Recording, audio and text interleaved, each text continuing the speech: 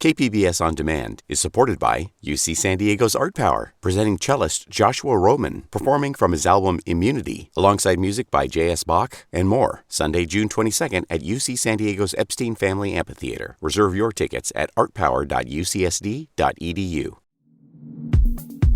San Diego County fire officials are on alert right now as hot and dry winds move through our area. A red flag warning is in effect through this morning. CAL FIRE spokesman Thomas Schutz says the risk of a major fire is also boosted by extremely dry conditions in the backcountry. The fuel moistures throughout the county are at or near critical levels. So that means we don't have areas in the county where everything's green and lush and we don't have to worry about it. The chance for dangerous wildfire conditions extends well into November. Several of San Diego's most damaging fires started in the final week of October during Santa Ana wind events. Meanwhile, in Northern California, fires ignited on Sunday that have forced the evacuation of tens of thousands in the wine country. There are more than 24 wildfires active in the state. La Mesa police are asking for help identifying people involved in the violence that broke out 4 months ago following peaceful protests over the death of George Floyd. On Monday, the department released a list of 25 people arrested or charged in connection with the events in May. These people are innocent until proven guilty. These are just people that were identified and there was probable cause developed to arrest. Police also released surveillance images of suspects they say are connected to the burglary and looting of Pierre's Jewelers on La Mesa Boulevard.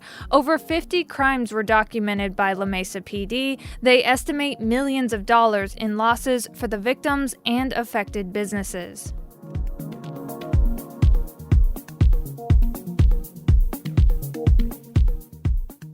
UC San Diego began its fall quarter this week with virtual and in-person classes starting on Thursday.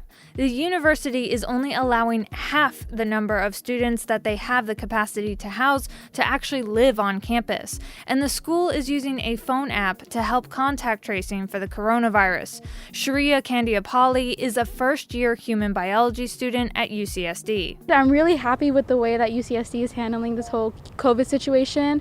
I feel like although my experiences are limited, I still feel happy to be surrounded by people who also share, the same values and safety.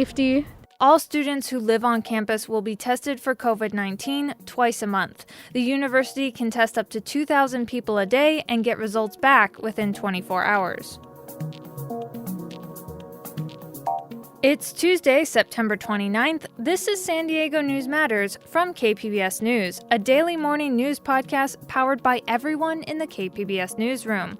I'm Annika Colbert. Stay with me for more of the local news you need to start your day.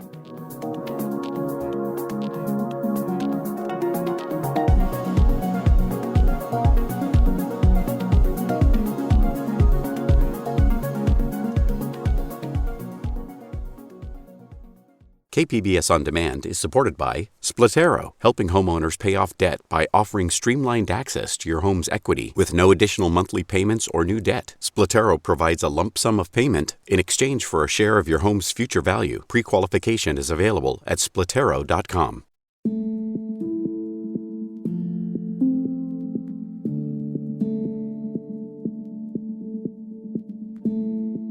City Council District 9 candidate Kelvin Barrios says he's dropping out of the race. This follows after weeks of news reports outlining financial irregularities related to his campaign. KPBS's Max Rivlin-Nadler reports on this announcement that came late yesterday. Barrios, a former city council aide and current labor union staffer, lost the support of his union on Monday morning. Over the weekend, National City Mayor Alejandro Sotelo Solis and Chula Vista Mayor Mary Salas also withdrew their support from Barrios. He's currently under investigation for admitted misuse of funds while he served as treasurer for the San Diego County Young Democrats. He made the decision to suspend his campaign over the weekend and announced on Monday afternoon. KPBS broke the story of the suspension. In a statement, Barrios said that while there were legitimate issues regarding his campaign he needed to address, by doing so he was shifting focus away from the real needs of his community. That was KPBS's Max Rivlin Nadler.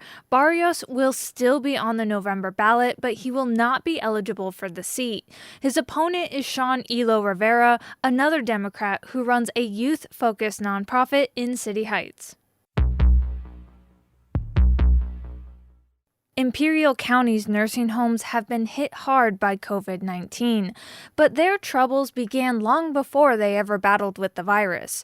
iNews Source investigative reporter Jennifer Bowman explains. Imperial County's 3 skilled nursing homes have seen violations ranging from minor infection control issues to major lapses in care. Now they've had over 200 COVID-19 cases and at least 26 deaths. Yeah, we're less surprised that bad facilities have had worse COVID-19 outbreaks. That's Anthony Chicotel, an attorney with California Advocates for Nursing Home Reform. The group and others have found correlations between the severity of facility outbreaks and their quality of care. With COVID-19, the burden of that really exposed weaknesses in the system. 2 of the county's homes still have active COVID cases. That was iNews Source investigative reporter Jennifer Bowman. iNews Source is an independently funded nonprofit partner of KPBS.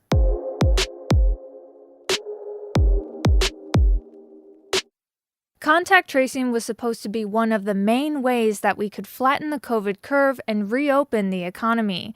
San Diego County hired hundreds of contact tracers and otherwise invested heavily in contact tracing. And yet, we're really not seeing much results.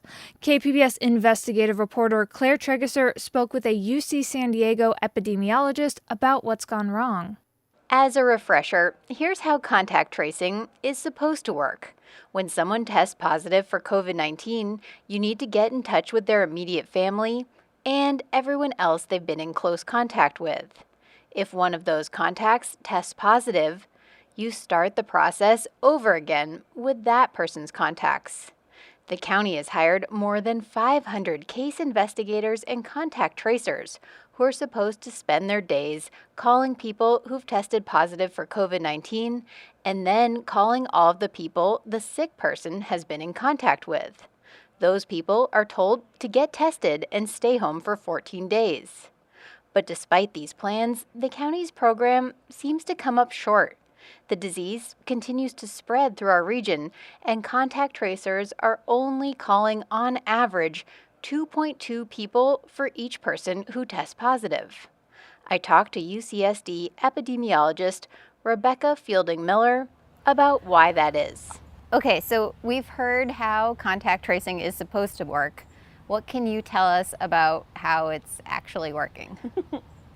I think the most important thing to know about contact tracing is it's really, really hard to do well.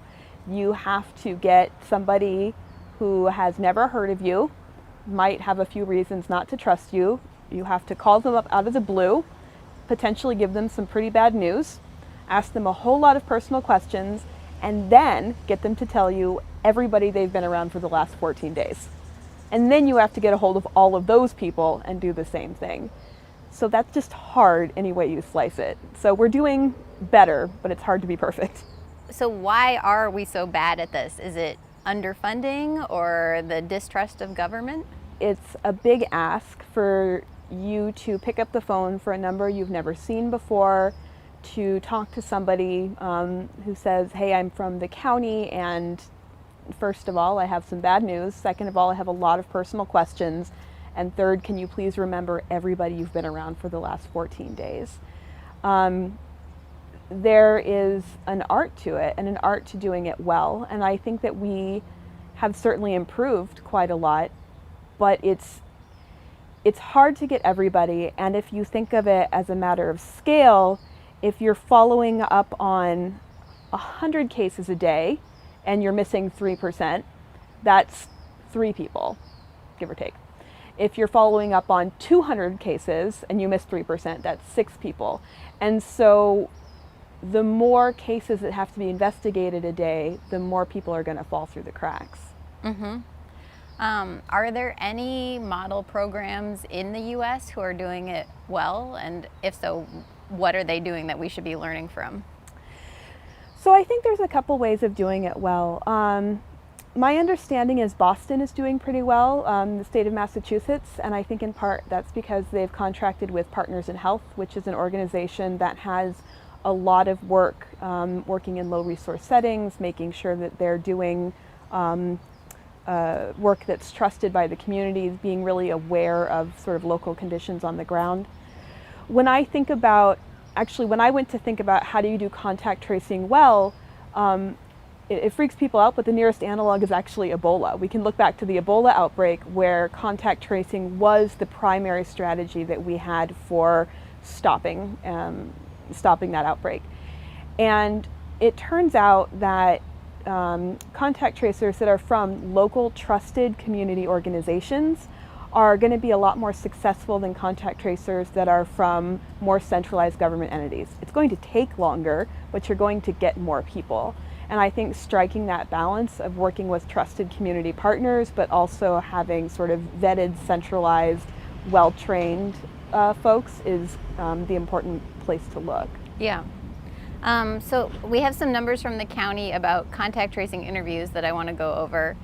They say they complete 76% of their interviews, which means when they're calling people who have tested positive for COVID and asking who their contacts have been. But they say on average they only get 2.2 contacts per positive case. So can you explain a little bit more what this means and what that says to you? Yeah. So if you think about it, the folks who are at home all the time, who leave to go grocery shopping, those folks are much less likely to be infected with COVID. It's the folks who are being exposed a lot. Let's say you work at a restaurant or you work in a pharmacy or a bar and you're coming in contact with a lot of people, your odds of being exposed are a lot higher. So it is probably pretty likely that the people who are sort of in this pool of folks the county is trying to reach, those people have more contacts than the average person in San Diego County. Which is to say 2 is probably an undercount, because imagine you wait tables. You might be able to say, well, here is the name and phone number of the 3 people who are on my shift, but are you going to be able to give the name and phone number of everybody whose table you waited that day? Are you going to know the name and phone number of the person who was washing dishes in the back of the kitchen? So it's quite likely that you are getting the name and phone number of 2 people whose name and phone number these contacts know, but there's probably a lot going unsaid there. I think when we think about sort of contact tracing and numbers, I think it is natural to sort of imagine it happening a little bit at random, right? Mm-hmm. Like you have, in Statistics 101, right, you have like 100 marbles and 90 of them are green and 10 of them are blue, and the blue ones are just kind of scattered. Mm-hmm. But I think it's really important to remember that the potential issues with both who is at risk of getting sick and who is at risk of falling through the cracks for contact tracing, that's not random. So the people who are at risk of getting sick, people who are more likely to work service jobs, people who are less likely to have paid sick leave, people who are less likely to be able to isolate, people who are more likely to live in multi-generational homes, those are the same people who, for example, might be undocumented, who might be somebody whose name you won't remember because they were your Lyft driver. Those are the same people who are not going to be caught by this contact tracing safety net. And so what you really have is not sort of 4% of people in San Diego County chosen at random will get sick and half of those at random will fall through the cracks. You have this chunk of people are going to get sick, and then those same set of people are going to fall through the cracks. And you have this sort of cascade on the people who are most vulnerable over and over and over again. It seems like we're also concerned with the community outbreaks that the county announces every day. They say, bars, restaurants, offices, and so on. But then they say that only accounts for 5% of all local cases. Mm-hmm. So how could that be? So let's say there are 2 people who get sick in a gym. 2 staff members in a gym get sick. They go home and 4 of their family members get sick. That would technically not be an outbreak since those are connected households. And because it's pretty likely, since the majority of transmission is within households, that community outbreaks with people who don't live together would still be in the minority. But is it also then because if we're not really effectively tracking who someone has been in contact with, every single person, that then we're not finding out about more of these kind of community spread incidents? Yeah, so it's also quite likely, given the way that contact tracing works, that we're also just not catching the size of an outbreak. So imagine, for example, that, to go back to the restaurant example, somebody in the kitchen is undocumented and you know they're undocumented. You might not want to share their name and phone number. Imagine you are an undergrad at SDSU or one of our many other institutions of higher learning, and you were at a party where there was underage drinking. You are almost certainly not going to name people who were drinking because you don't want to get them in trouble or you don't know who they are. Contact tracing was supposed to be one of our big ways out of lockdown by keeping cases contained. But is a poor contact tracing program actually worse than having none at all? So, in other words, if county officials say only 5% of cases come from outbreaks based on a subpar contact tracing program, aren't we giving people a false sense of security? No, I think it's really important to have that contact tracing system up and running for a couple of reasons. One is we want, because there is an art to it and an art to getting people to share this information, we want the people in those jobs to be practiced and good at what they're doing. I think contact tracing sort of works like, you can think of it like fighting a wildfire, for example, right? So you want, when you have kind of a giant uncontained wildfire, which is sort of when case numbers are really high, you want to do everything you can to suppress that wildfire. And that's what lockdowns are for, asking people to shelter in place, this type of thing.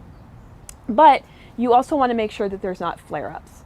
So when we are able to catch a potential flare-up in the community, whether it's at a restaurant or a child care setting or a gym, we can at least stop that from getting worse.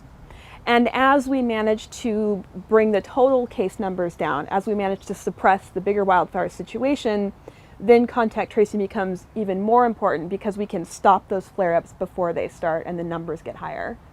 Yeah, that makes sense. Well, thank you very much for explaining this to us, Rebecca Fielding Miller. We appreciate your time. Yeah. That was KPBS investigative reporter Claire Tregeser speaking with Rebecca Fielding Miller, an epidemiologist at UC San Diego. And remember, you can always catch the full version of Claire's investigative work right here on San Diego News Matters.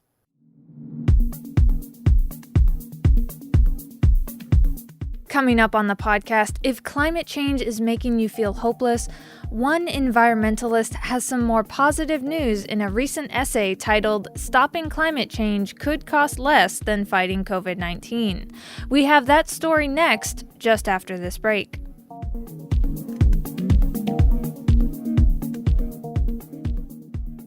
KPBS On Demand is supported by Marrokal Design and Remodeling, helping homeowners with their home remodeling needs. From ADUs to kitchen remodels, room additions, and custom homes, Marrokal Design and Remodeling can help homeowners design and build their dream homes. More at trustyourhometous.com. The news is relentlessly bleak and scary. Record heat, explosive wildfires in California and the West, a parade of deadly and destructive storms in the Atlantic and Gulf of Mexico, 100-degree temperatures in the Arctic, massive ice sheets breaking up in Antarctica and Greenland, all happening amid a pandemic. Yet in the Washington Post comes a headline of hope. Stopping climate change could cost less than fighting COVID-19. The co-author of that bright essay is Rick Parnell, who is president of the Foundation for Climate Restoration and a former chief operating officer of the United Nations Foundation. He spoke with KPBS Midday Edition host Mark Sauer. Here's that interview. Well, the essence of your essay is as hopeful as it is eye-catching. You're right. As it happens, we can make a very real difference against climate change for less than we've already spent to fight the coronavirus. That's still trillions of dollars, but compare the estimated costs of climate change if we fail to address it worldwide now with the solutions that you're proposing. Yeah, I would say that by a magnitude of, we've had estimates of everything times 10 plus of what it will cost on not only over the long term, but on an annual basis if we don't react now.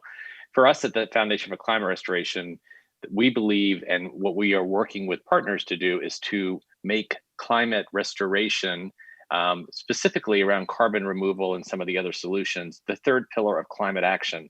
One of the things that's little known is that even if we reach to a net neutrality in 2050, the legacy carbon of 2 centuries will still be in the atmosphere. So the fires that you just spoke about, the storms, the flooding, the sea level rise, it'll still be here. So we have to do this third piece of climate action, and that is restoration and remove all of this legacy carbon. As you said, good news is we can do this at cost effective, and we can do it at scale with solutions that are already on the market or emerging now. Right. And you argue that not only can we halt the expansion of greenhouse gases, but actually reverse climate change, clean the air and water, as it were, and restore a livable planet. How could it be done? There's several solutions. There's natural solutions and there's technological solutions. But let me just focus a little bit on some of the technological right now. A perfect example is carbon negative concrete. There are a handful of companies that have come online over the last couple of years that can actually remove carbon, turn it into synthetic limestone for the production of concrete.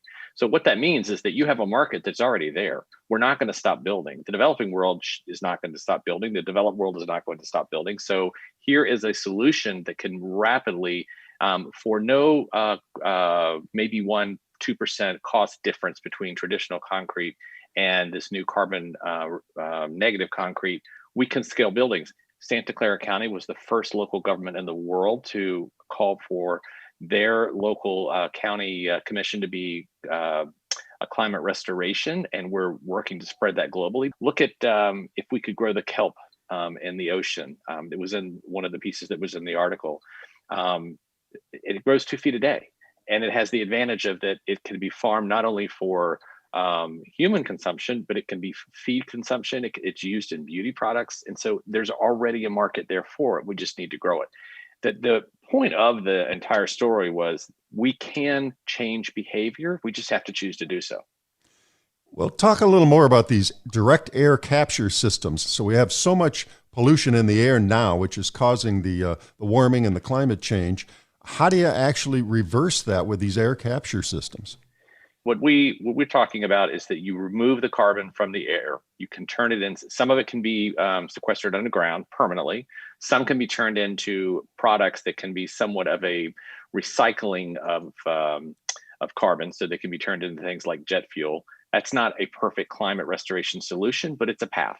And then still others, they are developing products where you use the direct air capture machines, and they can be deployed at scale to remove the carbon and turn them into useful products. Climeworks is doing, carbon engineering is working on it.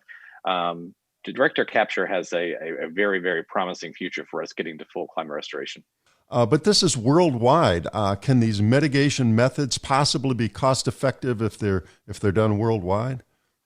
They can be, because they can be done in both the private sector and with government policy. So again, there's about 650 different carbon removal operations that are both tiny and large around the world, and they're growing every day. So yes, they can be. What we need is that the private sector comes in with the beginnings, investments, seed capital for some of these different solutions. Then local governments can take them to scale because they can do it through their planning and procurement. So yes, absolutely. Yeah, it sounds like Joe Biden is making the same argument with his Build Back Better part of his campaign. Now, when you make these arguments, you put forth these proposals. I'm interested in the response you're getting from leaders and lawmakers. How can we possibly get united leadership on this among hundreds of nations and different political systems? Well, I think that the biggest thing is that people need to use their voice. So when let me talk more about the movement that we're building for climate restoration. We have so many different partners, ranging from Earth Day Network to the Girl Up campaign to faith leaders. The Pope called on climate restoration in a letter on September 1. He talked about it for our common home. So more and more and more, you're seeing this out there. I think that using your voice and demanding it as we like to say, climate restoration should be happening in the pews. It should be happening at school, at work, wherever you are. You should be calling on your leaders to do climate restoration. So, a year ago when we launched the foundation at the United Nations headquarters during General Assembly, it was an idea around climate restoration, and it was somewhat nascent. And we just finished our second annual Global Climate Restoration Forum, and we had unbelievable turnout. We had incredible speakers. We had 40 or 42 different leaders talking about the investment opportunity, the science behind it, calling for climate restoration. So I think that it's the biggest thing is using voice. We can change behavior. We have to choose to do so. And if once we have critical mass of people asking for this, then we'll make the change. One of our speakers, Christine Harada, she was the chief sustainability officer for the United States under the Obama administration. As she said 10, 15 years ago, investment in wind and solar was pretty iffy. And look at that market now. So, I have another partner that has said, the work that you're doing is 10 years in the future. Yes, it is. So we start now and build this next 10 years of the future that we want. So Build Back Green, it's a simple concept, a simple slogan. Do you think Build Back Green can be the campaign going forward? I would love to see that. I hope that we in the U.S. can join the rest of the world on a global green campaign, but that would be our goal. One of the things that coming out of our second annual forum is that we've had investors, we've had entrepreneurs, we've had business leaders. How do we work together over this next 12 to 14 months? So when we get to COP26, all sectors are calling on the UN and global leaders to make climate restoration and carbon removal the third pillar of climate action. That was Rick Parnell, president of the Foundation for Climate Restoration and a former chief operating officer of the United Nations Foundation. He spoke with KPBS Midday Edition host Mark Sauer. That's it for the podcast today. Thanks for listening.